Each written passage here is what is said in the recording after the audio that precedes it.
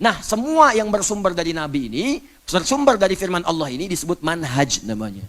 Manhaj. Masih ingat di awal pertemuan kita? Manhaj. Nih. Manhaj, ada ibadah. Tuntunan ibadahnya contohnya sholat. Diajarkan dari takbir sampai dengan salam. Dibuka dengan takbir, ditutup dengan salam. Manhajnya sama, sholat. Nah, dari sholat ini diukur oleh Allah.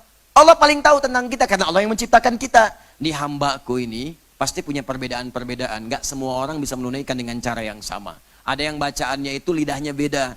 Ada yang bisa A, ada yang sulit A. Orang Arab aja ada yang gak bisa A, Pak. Saya sering pernah sampaikan. Dipaksa-paksa sampai kiamat kurang 2 hari, gak akan bisa. Di ketika kita bilang A, dia E. A, E, A, E, A, A, E, E. Pokoknya susah lah. Gitu ya. Tuh wilayah-wilayah Syam, Palestina, kan? Syria, ke Irak sana Mosul, ada sebagian Afrika. Dari sejak zaman Nabi dulu, itu mereka punya imalah. E aja. Ya, jadi kalau kita bacakan wadduha, itu lisannya susah. Wadduhe. Maka turunlah riwayat dengan menggunakan E. Ada imalah namanya. Wadduhe, wallaili idza saje, ma wadda'aka rabbuka wa ma qali, walal akhiratu khairul laka minal uli. Antum ketawa. Tapi kalau saya bacakan pakai A di sana, saya pernah bacakan tuh. Wadduha, wallaili idza saja. Apa respon mereka? Ketawa juga. Itu. Karena bagi dia itu yang biasanya E. Kebiasaannya E. Kaifa haluk, kaifa halik. Madrasah, madrasah. Ana, ani, anta, inti. Ya, Betawi mungkin ke sana belajarnya gitu kan. Ya. Tapi itu sah. Karena secara antropologis, tempat-tempat tinggal kita itu akan memengaruhi cara kita untuk berkomunikasi. Yang jauh-jauh ke Arab lah, di kita juga sama, variasinya ada kan? Banyak variasinya. Saudara kita yang di Medan, E-nya lebih dekat kan? Nah, mau kemana? Mau ke mana? Ya kan? Ini sepeda, sepeda. Besok aku akan ke Cicahem, Cicahem. Lain-lain. Bendanya kan sama, sepeda, sepeda, bendanya nggak berubah. Ya, ada yang pakai sin, ada yang pakai sad. Ihdinas siratal mustaqim, sin. Ihdinas siratal mustaqim, sad. Ada yang nggak bisa sin, nggak bisa sad, pakai zai. Ihdinas siratal mustaqim. Ada. Itu di Arab tuh variasinya. Makanya ketika diturunkan, turun kemudian ada 7 riwayat qiraat sab'ah. Ada yang pakai A, ada yang pakai E, ada yang pakai sin, yang pakai sad. Mana yang paling mudah? Itu baru bacaan. Ada yang gerakan. Gerakan tuh ada. Mohon maaf teman-teman sekalian. Begitu akan turun, sering saya contohkan ini. Turun dari i'tidal ke sujud. Ya kan? Sami'allahu liman hamidah, Rabbana walakal hamd. Turun mau sujud. Saat akan turun ke sujud itu, ada yang menggunakan telapak tangan nempel. Ada yang menggunakan lutut turun. Ada dua-duanya. Kenapa turun 2 tuntunan ini? Dua-duanya ada tuntunannya. Dan uniknya di kitab hadis yang sama. Yang pakai lutut, itu di Abu Daud, nomor hadis 838, yang meriwayatkan sahabat Nabi, namanya Wa'il bin Hujur, Wa'il. Yang pakai telapak tangan, nomor hadis 840, paling kiri sebelah atas, sampai 841, yang meriwayatkan sahabat Abu Hurairah, Abdurrahman bin Sakhar, dari Nabi juga. Dua-duanya ada, pakai lutut ada, pakai telapak tangan ada. Nah, saat kita akan tunaikan sholat itu, kenapa ada alternatif-alternatif itu? Supaya memudahkan, karena boleh jadi ada yang bisa dengan telapak tangan saat turun, ada yang mungkin dengan lutut saat turun. Cuman itu kemungkinannya. Ya, cuma itu. Anda biasa pakai lutut misalnya, tiba-tiba lutut bermasalah. Apa karena cedera? Apa seperti Nabi? Ketika Abu Hurairah masuk Islam, 3 tahun sebelum Nabi wafat, Nabi sudah sepuh. Saat Nabi sudah sepuh ini, saat akan turun, punya penyakit di lututnya.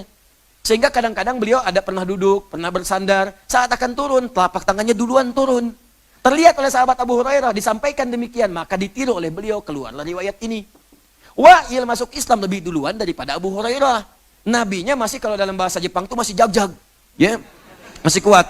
Ikut perang Badar, ikut perang Uhud dan sebagainya. Nah, ketika sholat, itu masih kuat. Nggak ada masalah. Saat turun, lututnya turun duluan. Maksudnya, banyak orang yang ketika dia hidup itu, boleh jadi kemudian ada beban dalam hidupnya. Apakah karena beban usia sepuh? Ketika sudah beban usia sepuh, biasanya penyakit awal muncul di apanya? lututnya. Kalau lutut sulit dalam kondisi demikian, maka gunakan telapak tangannya. Tapi jangan dilihat tuanya, karena mungkin profesi Anda menyebabkan lutut Anda cedera. Olahragawan, main bulu tangkis misalnya, tiba-tiba lutut cedera, pemain bola, lutut cedera. Ya, ketika Anda cedera, misalnya biasa lutut, gunakan telapak tangan. Dan jangan disimpulkan tua. Begitu teman Anda turun, telapak tangan duluan, sepuh. Bukan itu prinsipnya. Jelas ya? Nah, jadi ini tuh keanekaragaman. Boleh pakai telapak tangan, boleh pakai lutut. Jelas sampai sini? Ah, yang salah itu pakai kepala duluan. Belum apa-apa udah ribut. Rame. Nah, sekarang Anda pengen pilih. Apa yang Anda pilih? Yang Anda pilih itu adalah yang sesuai dengan kebutuhan kita, kenyamanan kita. Orang Arab menyebut dengan kalimat begini, ma dhahaba ilaihi. Ma dhahaba ilaihi. Pilihan yang cenderung ia ambil untuk memudahkan dia. Di Arab pun ada singkatan, kepanjangan. Makallah. Madhaba ilaihi, kepanjangan. Ma dhahaba ilaihi disingkat dengan madhab. Madhab. Seperti Allahu Akbar disingkat takbir. Ya kan? Alhamdulillah Rabbil Alamin disingkat tahmid. Hamdalah. Ya, kemudian la ilaha illallah misalnya disingkat tahlil. La haula wala quwata illa billah disingkat hauqala. Ma dhahaba ilaihi disingkat dengan madhab. Jadi ada manhaj, ada madhab. Makanya madhab itu sifatnya pilihan. Yang bismillahnya disirkan, silahkan kalau nyaman. Yang dikeraskan, ada dalilnya.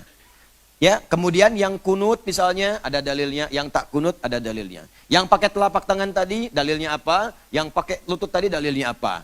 Nah, walaupun madhabnya berbeda, manhajnya sama. Karena semua berasal dari tuntunan Nabi. Makanya saya sering kencang mengingatkan, hati-hati kalau bilang manhaj itu. Oh, dia mah beda manhaj. Hah? Kalau beda manhaj, sholatnya beda. Apalagi kalau masuk akidah, berarti akidahnya beda. Kalau sudah punya pemahaman begitu, berarti Anda menyimpulkan hanya Anda benar, yang lain salah semua. Itu yang paling bahaya. Ini berarti Anda belum paham. Berarti Anda belum paham. Kalau orang belum paham, belajar. Ini sudah nggak paham, memvonis orang, itu yang paling bahaya. Ya, jadi hati-hati. Kalau belajar itu mesti hati-hati. Ya, hati-hati, sekali lagi hati-hati. Belajar dengan benar, karena nanti salah menyimpulkan akan keliru mengamalkan. Jelas sampai sini?